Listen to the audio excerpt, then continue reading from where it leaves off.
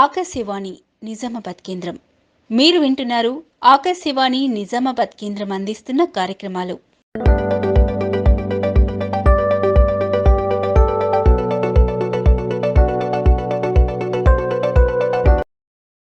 ఈరోజు మనకు wootz the forgotten metal craft of Deccan అంటే ఉత్తర తెలంగాణలో మరుగున పడిన ఉక్కు పరిశ్రమ పుస్తక రచయిత రిటైర్డ్ ప్రొఫెసర్ డాక్టర్ జయకిషన్ గారు మన ఆకాశవాణి స్టూడియోలో ఉన్నారు.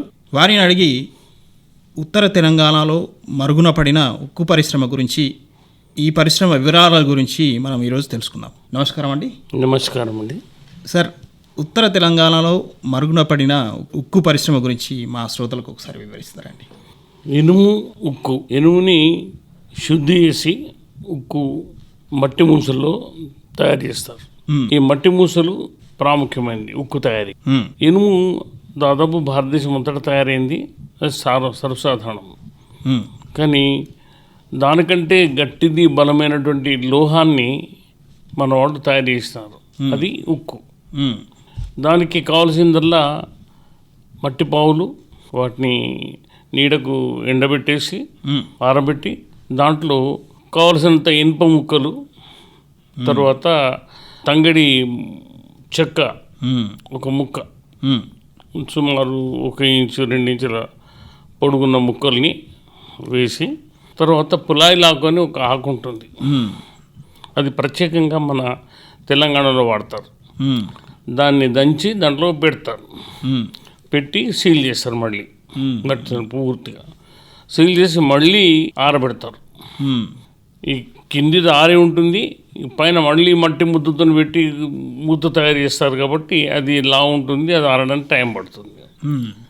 దాదాపు ఒక 1 month తర్వాత అది పూర్తిగా ఆరిన తర్వాత ఈ పావుల్ని తీసుకెళ్ళి ప్రత్యేకంగా కట్టిన బట్టి ఉంటుంది, అది గుండ్రం కడతారు, దాంట్లో సరిగ్గా పేరుస్తారు ఈ పావుల్ని. ఎట్లా అంటే 20, 40, 60, 80, 100 అట్లా. అంటే పావులన్నీ ఒక సైజులో ఉన్నవి చూసి ఒకసారి బ్లాస్ట్ చేస్తారు. ఆ ఫర్నెస్ యొక్క నిర్మాణం వృత్తాకారంగా ఉంటుంది, 4 వైపులా దానికి గాలి గుట్టలు అమరుస్తారు బ్లాస్టింగ్కి. దాంట్లో ప్రత్యేకత ఏంటంటే వేడి చాలా వస్తుంది కాబట్టి వేడిని తట్టుకొని వీళ్ళు బయట బ్లాస్టింగ్ చేసేవాళ్ళు ఉండాలి కాబట్టి సరిగ్గా దానికి 1 మీటర్ దూరంలో, 1.5 దూరంలో గోడలు కడతారు. 4 వైపులా గోడలు కట్టి గోడల అవతల నుంచి పైప్ దాంట్లోకి అమరుస్తారు ఫర్నెస్లోకి. అంటే 1700 డిగ్రీల టెంపరేచర్ అందులో ఉత్పత్తి కావాలి. 1700 అయినప్పుడు 1500 డిగ్రీల టెంపరేచర్ లోపలికి వెళ్ళగలుగుతుంది. అది మేము స్టడీ చేసి చూసినాం అన్నమాట. సో ఏ టెంపరేచర్ మీద అది ఇనుము కరుగుతుంది, ఏ టెంపరేచర్ మీద అది పూర్తిగా మెల్ట్ అయ్యి మళ్ళీ కన్సాలిడేషన్ అవుతుంది అనేది మేము అబ్జర్వ్ చేసినాం. అంటే 24 hours బ్లాస్ట్ చేస్తే 24 hours ఆ టెంపరేచర్ సేమ్ మెయింటైన్ కావాలి. ఈ ఆధునిక కాలంలో తింపే బ్లోయర్లు వాడితే సాధ్యం కాదు, అది చేసి చూసిన 1-2 ఎక్స్పెరిమెంట్స్, అది సాధ్యం కాదు. ఇక్కడ ముఖ్యంగా తోలుతిత్తులు వాడాలి బ్లోయర్స్. ఆ తోలుతిత్తులు అయితే రిలీజ్డ్ బ్లాస్టింగ్ ఉంటుంది, ఒకసారి ముందుకొత్తి మళ్ళీ వెనక్కి తీసి మళ్ళీ గాలి నింపుకొని మళ్ళీ ముందుకు తోస్తారు. దానివల్ల రిలీజ్డ్ బ్లాస్టింగ్ ఉంటుంది, దానివల్ల టెంపరేచర్ చాలా ఎక్కువ మోతాదులో ఉత్పత్తి అవుతుంది. సో అట్లా ఆగకుండా 24 hours 3 సార్లు 4 సార్లు మార్చి, ఎందుకంటే హీట్కి తట్టుకోవడం ఎవరికైనా కష్టమే కాబట్టి అది చేస్తారు. కొంతమంది ఏమో తోలు సంచులు కట్టుకొని కూర్చుంటారు, తోలు అయితే మళ్ళీ బాడీకి ఎఫెక్ట్ కాదు. ఇక అక్కడ 2 అబ్జర్వర్స్ ఉంటారు, కమ్మరి వాళ్ళే. వాళ్ళ దగ్గర పెద్ద పెద్ద టంగ్స్ ఉంటాయి, చిమ్మట అంటారు కదా, ఆ చిమ్మట్లు వాటిని లోపల పెట్టి యాక్చువల్గా దాన్ని బెడ్ వేయడం లోపల. ఆ బెడ్ వేసిన కిందికే ఈ గాలి గుట్టాలు ఉండడం. ఆ బెడ్ వేసిన తర్వాత దాని మీద పావులన్నీ అరేంజ్ చేసిన తర్వాత బొగ్గు పోయడం. బొగ్గు పోసిన తర్వాత అంటించి బ్లాస్టింగ్ ప్రారంభిస్తారు. ఫస్ట్ అవర్ సామాన్యంగా నడుస్తుంది, 2-3 గంటల తర్వాత హీట్ ఎక్కుతుంది. అప్పుడు ఒక 6 గంటలకు వాటన్నిటినీ లేపుతారు టంగ్స్తో. సాధారణంగా ఆ చిప్పల మీద ఆ ఇంప్రెషన్స్ ఉంటాయి, టంగ్స్ ఇంప్రెషన్స్.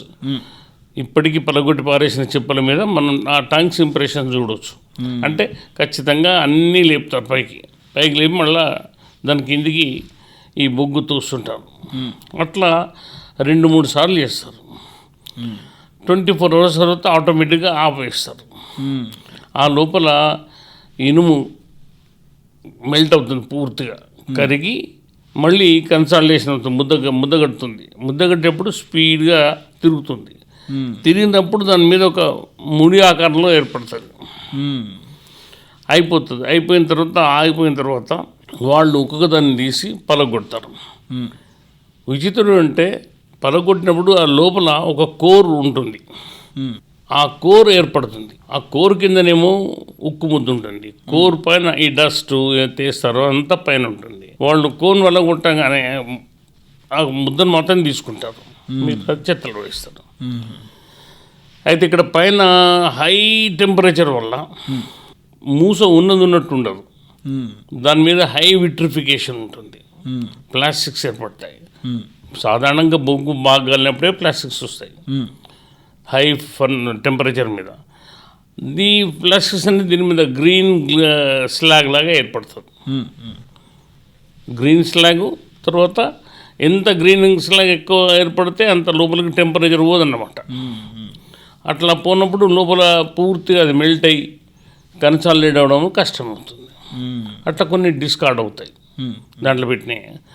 తర్వాత ఈ కోర్ మెటీరియల్ ఏ టెంపరేచర్ దగ్గర ఫామ్ అయింది, ఏ టెంపరేచర్ దగ్గర గట్టిపడింది, సో ఎట్లా దాన్ని ప్రొటెక్ట్ చేసింది.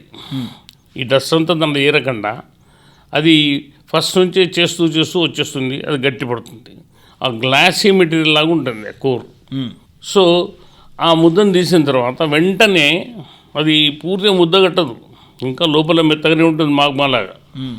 సో దాన్ని మళ్ళీ యానిలింగ్ పెడతారు. యానిలింగ్ అంటే తీపులకు అంటారు మన దగ్గర, తీపులకు పెడతారు. మళ్ళీ ఒక 24 అవర్స్ తీపులకు పెడతారు. అంటే బ్లాస్టింగ్ ఉండదు, బొగ్గు పోయడం ఉండదు, ఏముండదు. అదే ఫర్నేస్లో దీన్ని ఆ ముద్దల్ని అక్కడక్కడక్కడ మొత్తం పేర్చి పెడతారు. పేర్చి పెట్టి 24 అవర్స్ ఆ హీట్ మీద ఉంచుతారు. 24 అవర్స్ దాన్ని తీసి ఒక సుత్తుతోని, చిన్న సుత్తుతో కొడతారు. కొట్టినప్పుడు దాని చప్పుడు సాలిడ్గా వస్తుంది. సాలిడ్ రాకపోతే ఇంకా అది కాలేదు అని డౌట్ తింటారు. సో అట్లా మొత్తం దాంట్లో పెట్టిన 64 లేదా 100, చిన్న అయితే 100, పెద్ద అయితే 16-20 వరకు పెడతారు. సో మ్యాక్సిమం మన దగ్గర ఎంత క్వాలిటీ ఉత్పత్తి అయిందంటే 3 నుంచి 5 కిలోల ముద్దల వరకు తయారైనాయి. ఒక యారో హెడ్ కావాల్సిన ముద్ద నుంచి అంటే అదొక 10 గ్రామ్స్ to 50 గ్రామ్స్ వరకు ఉంటుంది. ఆ లోపల యారో హెడ్స్ తయారవుతాయి. అవి తర్వాత ఇటు మామూలు డాగర్స్కి, పీడిబాకులకి తయారు కావాల్సిన ముద్దలు వేరు, కత్తులకి 1 కేజీ 2 కేజీల కత్తులకి వేరు ముద్దలు. ఇట్లా ఎప్పుడు దేనికదే తయారు చేసుకుంటారు, టైలర్ మేడ్ లాగా. నాట్ లైక్ సాలిడ్ దించి దాంట్లో ముక్కలు కుట్టి వేరు చేస్తే పనిముట్లు కావు అసలు. They don't accept. మంచి పనిముట్టు అంటే ఒక సాలిడ్ ముక్కతో చేసిందే, ఇంకా దాంట్లో వేరే ఏముండదు. సో దాన్ని తయారు చేసినాక వచ్చిన ఆ ఇనుప ముద్దల్ని మళ్ళీ ఒకసారి హీటింగ్ పెట్టి, హ్యాండ్లింగ్ పెట్టి, ఇక అది మంచి బ్యాడ్ సెలెక్ట్ చేసేసి దూరం మంచి ఇవి చెడ్డ ఏవి పనికొస్తాయి ఇవి పనికిరావని దూరం పారేస్తారు. సార్ట్అవుట్ చేసి వీటిని పక్క పెట్టి అమ్మేస్తారు. అంటే వెయిట్ బట్టి కాదు ఎక్కువ వరకు అమ్మేది. మాకు కత్తలే కావాలంటే ఇట్లా ముద్దలు ఇచ్చేస్తారు, ఇదా. సో ఇంకా పెద్దదంటే ముందు ఆర్డర్లు ఇస్తారు కొన్ని. సో దాన్ని depend upon the material what they want to make out of it, అది మోస్ట్ ఇంపార్టెంట్. సో కొద్దిమంది ముందే ఆర్డర్స్ ఇస్తారు, నాకు 1000 కావాలి, 2000 కావాలి, 1,00,000 కావాలి. 10 లక్షల వరకు అక్కడ ఆర్డర్ చేసేవాడు. 10 లక్షల ముద్దలు దొరికింది. సో ఆ ముద్దల్ని తీసుకొని వెంటనే సిరియాకి తీసుకుపోయేవాళ్ళు. ఎక్కడ డెమాస్కస్లో ఈ కత్తులు తయారయ్యాయి. ఆ డెమాస్కస్ పోయిన తర్వాత అవి వాళ్ళు ట్రేడర్స్ వచ్చి వీళ్ళు వర్కర్స్ వచ్చి కొనుక్కుంటారు. అక్కడ సీ పోర్ట్లోనే వేలం వేస్తారు వాటన్నిటిని. అది అమ్మేసి మళ్ళీ వాళ్ళు వెంటనే వచ్చి ఇక్కడ ఆర్డర్ పెట్టుంటారు, తీసుకొని పోతారు. ఇది ఒక రహస్యమైనటువంటి మార్గం వాళ్ళకి, పర్షియన్స్కి. ముఖ్య డెమాస్కస్లో కత్తులు తయారు చేసే వాళ్ళకి ఒక రహస్యమైనటువంటి అగ్రిమెంటు, రహస్యమైనటువంటి మార్గం. చాలా కాలం వరకు డెమాస్కస్కి పోయే మార్గం ఏది, వాళ్ళు ఏం వాడుతున్నారు, ఎందుకంటే ఎవరికి తెలిసేది కాదు. ముందులు ఎక్కడి నుంచి పోతున్నాయి, ఎక్కడ ప్రక్రియ అవుతున్నాయి. ఇక్కడ కచ్, రాణ్ ఆఫ్ కచ్ నుంచి పోయేవి. ఇక్కడ నుంచి డైరెక్ట్ బండల ద్వారా లేదా క్యారింగ్ చేసుకుంటూ అక్కడ తీసుకుపోయేది. అక్కడికి వెళ్ళిన తర్వాత దాన్ని కచ్ స్టీల్ అన్నారు. కానీ తెలంగాణ స్టీల్ అని ఎక్కడా చెప్పలే. తయారైంది, పంపింది అంతా తెలంగాణ, వాడుకుంది డెమాస్కస్ వాళ్ళు. ఈ మధ్యలో ట్రాన్సాక్షన్ చేసినంత వర్తకులు. కానీ దాన్ని ఎన్నడూ డెమాస్కస్ స్టీల్ అంటే మధ్య భారతంలో దొరుకుతుంది. ఇది ఒక్కటే చెప్పినారు. మధ్య భారతంలో అంటే ఒక్క డెమాస్కసే కాకుండా కర్ణాటకలో కూడా ఉక్కు తయారైంది, తమిళనాడులో కూడా తయారైంది. ఈ 3 ప్రదేశాలు.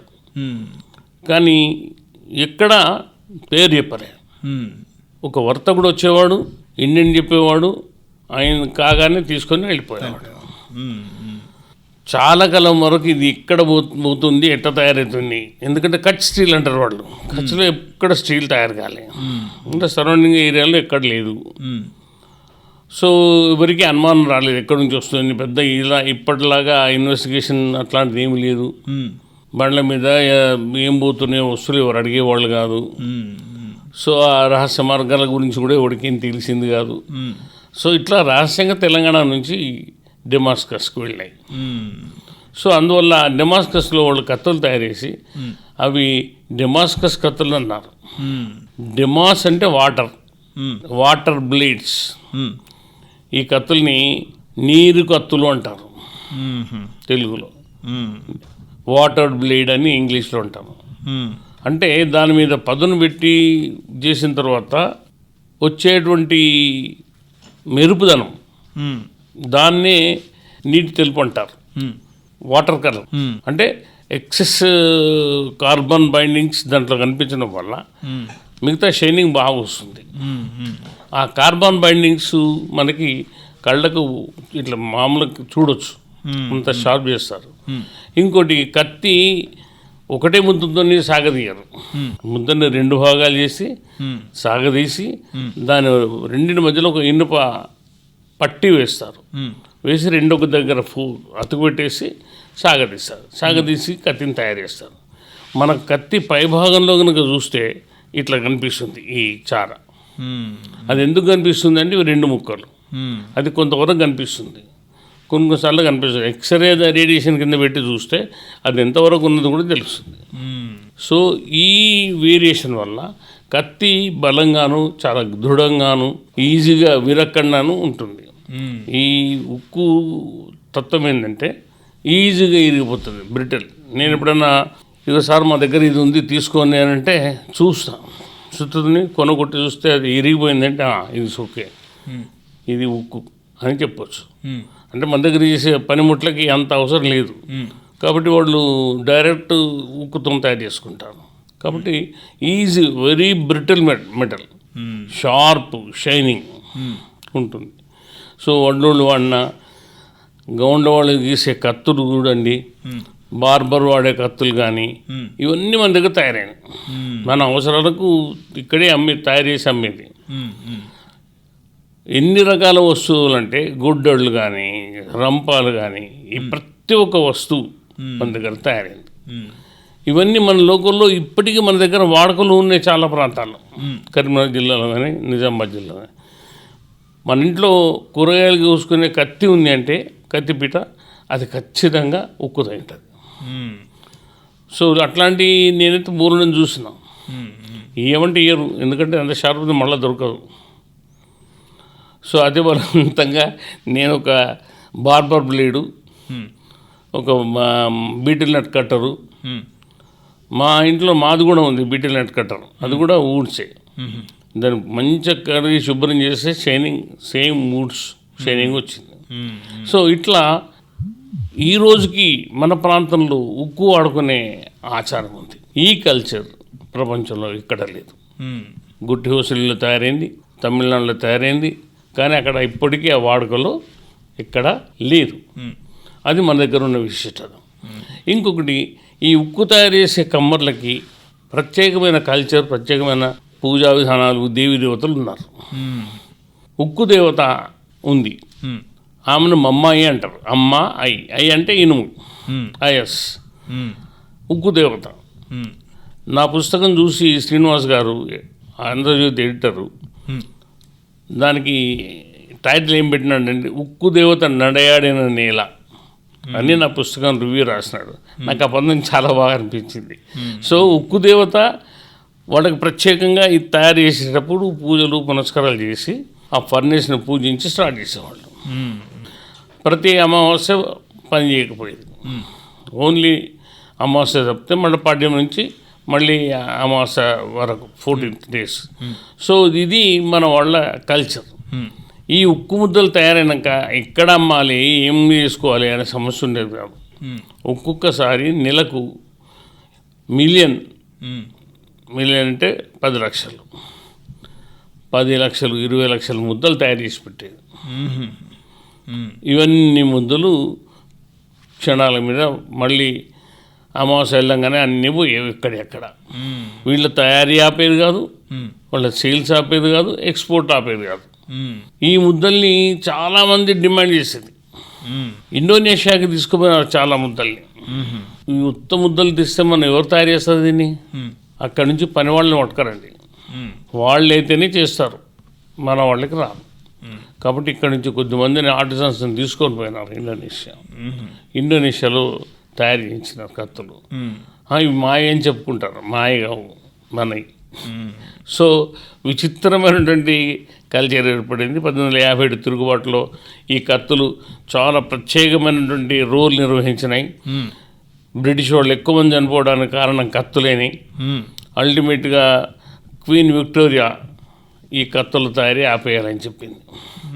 ఉక్కు ఉత్పత్తి తయారు చేయొద్దు, ఉక్కు ఉత్పత్తి తయారు చేయొద్దంటే ఇనుము కూడా మూసేయాలి. కాబట్టి ఇనుము మూసేయాలంటే నిజాం నవాబు వాళ్ళకి సబార్డినేట్గా ఉండేవాడు కాబట్టి ఆయన కూడా ఇంప్లిమెంట్ చేసినాడు. 62 వరకు పరిశ్రమ క్లోజ్ అయింది ఆల్మోస్ట్.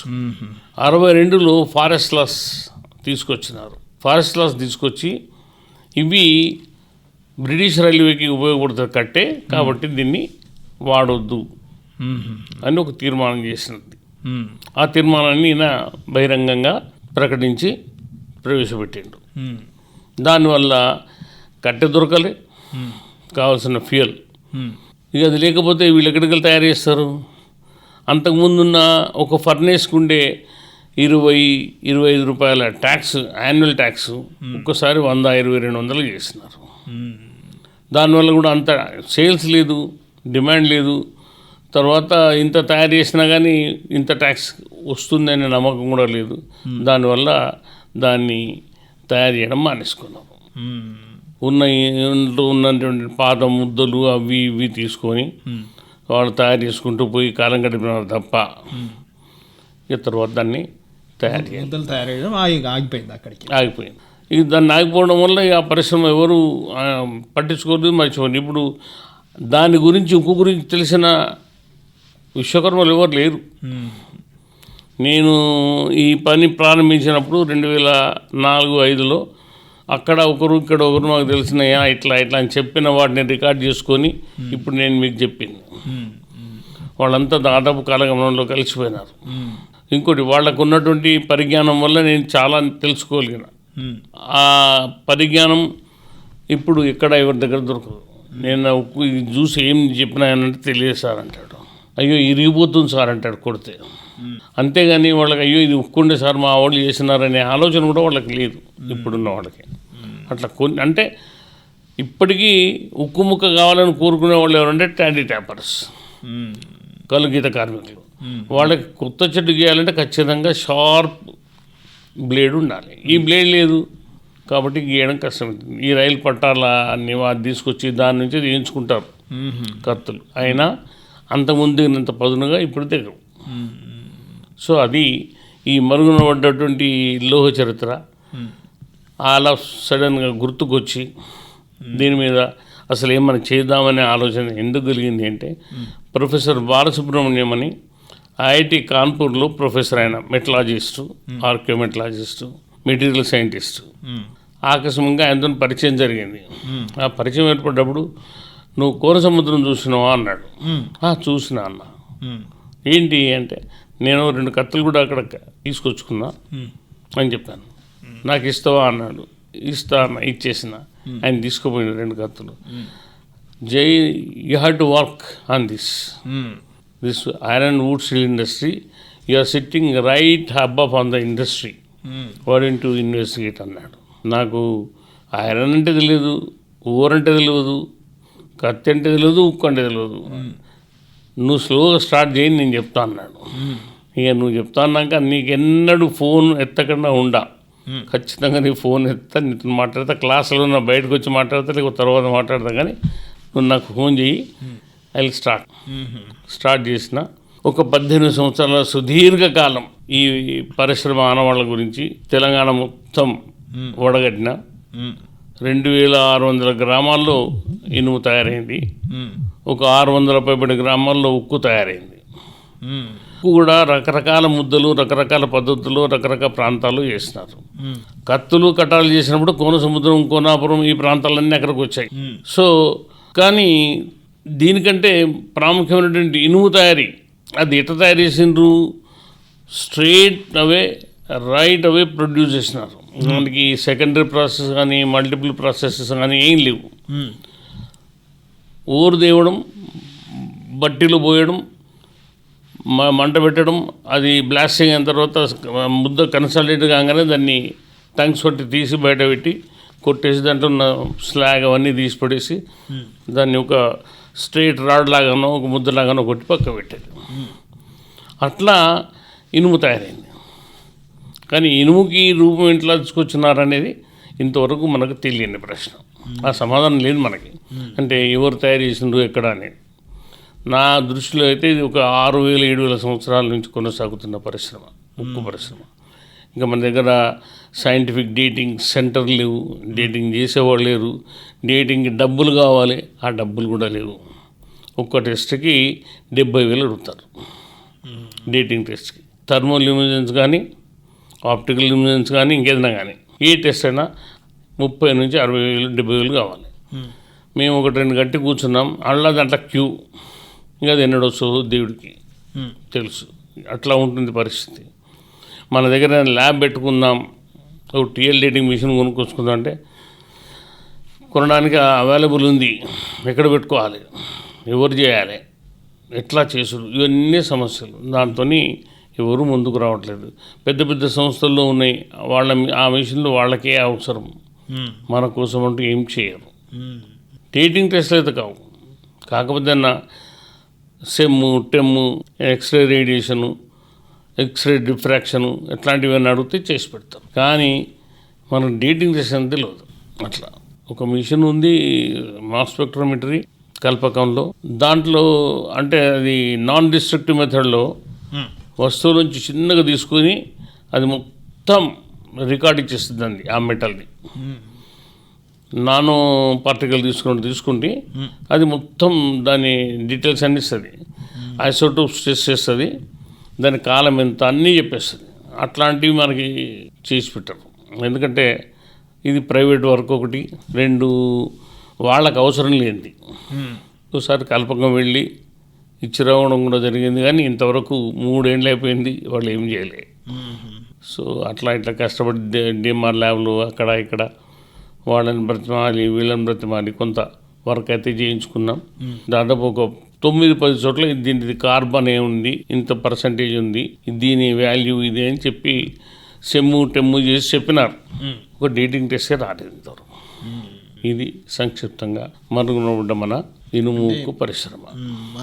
ఇప్పుడు ఈ నిజామాబాద్ ప్రాంతంలో అంటే మీరు కోన సముద్రాన్ని మెన్షన్ చేశారు కాబట్టి అది నిజామాబాద్ కమర్పల్లి ఏరియాలోనే కోనసముద్రం. అవును.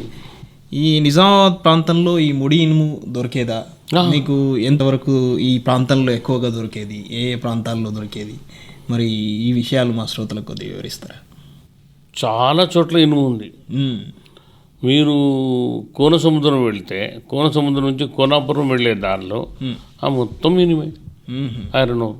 అయితే ఇప్పుడు ఏం చూస్తారంటే పర్సంటేజ్ ఆఫ్ ఓర్ అని చూస్తారు. కానీ ఆ కాలంలో పర్సంటేజ్ ఆఫ్ ఓర్ కాదు. ఈ దొరికిన ముడి ఇనుముని దాన్ని దంచి పౌడర్ చేస్తారు. చేసి మట్టిలో నీళ్ళతో కడుగుతారు. కడిగినప్పుడు దాంట్లో ఉన్న డస్ట్ పార్టికల్స్, మిగతా అంత క్లే పార్టికల్స్ అంతా పోతాయి. సాలిడ్ ఇనుము ఉంటుంది 70-80%. దాన్ని ఆరబెట్టి బ్లాస్ట్ చేస్తారు. అట్లా మనకి ప్యూర్ ఇనుము దొరుకుతుంది. ఇనుము యొక్క పర్సంటేజ్ చూడకుండానే ఇనుముని మనం 80-90% ఇనుముని కాల్చుతాం. ఇంకోటి డైరెక్ట్ బ్లాస్టింగ్ వల్ల దీంట్లో ఒకటి ఏంటంటే ఫాస్ఫరస్ కలుస్తుంది. ఫాస్ఫరిక్ ఐరన్ వల్ల తుప్పు పట్టదు. తుప్పు పట్టని మనం తయారు చేసుకుంటున్నాం. గంటలు తయారైతే 8 గంటలు తయారైతే ఒక 20 కిలోలు ఉంటాయి, 50 కిలోలు ఉంటాయి. సో కాబట్టి ఫటాఫట్ వాళ్ళు చేసేసుకునేవాళ్ళు. మీరు ఆదిలాబాద్ అడవుల్లో వెళ్తే ఇండివిజువల్ హీప్స్ ఉన్నాయి. నేను లెక్క పెట్టుకుంటే పోతే నాకే దమ్ము వచ్చింది. దాదాపు 3000 అయినా ఇంకా అయిపోలే. ఇక ఒక పాండవాపురం ఆ దగ్గర అడవుల్లో 8 కిలోమీటర్లు అయినా తగ్గరాయి ఈ ఉక్కు స్లాగ్ హీప్స్. ఇక్కడ మన నిజామాబాద్ జిల్లాలో కూడా చాలా చోట్ల ఉంది. నేను ఒక 70-80 మోర్ దాన్ 90-100 గ్రామాలు చూసినాను ఈ ఇనుము తయారు చేసినాయి. ఇంకెందుకు, ఇక్కడ కోనాపురం ఉంది. కోనాపురం మొత్తం ఉక్కు చెప్పుల మీదనే ఉంది. అట్లాగే ఒక 10 చోట్ల ఇనుము తయారు చేసింది. అక్కడనే ఇనుము తయారు చేసింది, అక్కడనే ఉక్కు తయారు చేసింది. ఇదే పద్ధతి ఇక్కడ కూడా ఉండేది కోనసముద్రంలో. కోనసముద్రం ఒక ఎపిసెంటర్ ఉక్కు ముద్దలకి. మొత్తం చుట్టుపక్కల తయారు చేసినటువంటి ఉక్కు ముద్దలన్నీ కోనాపురం వచ్చేవి.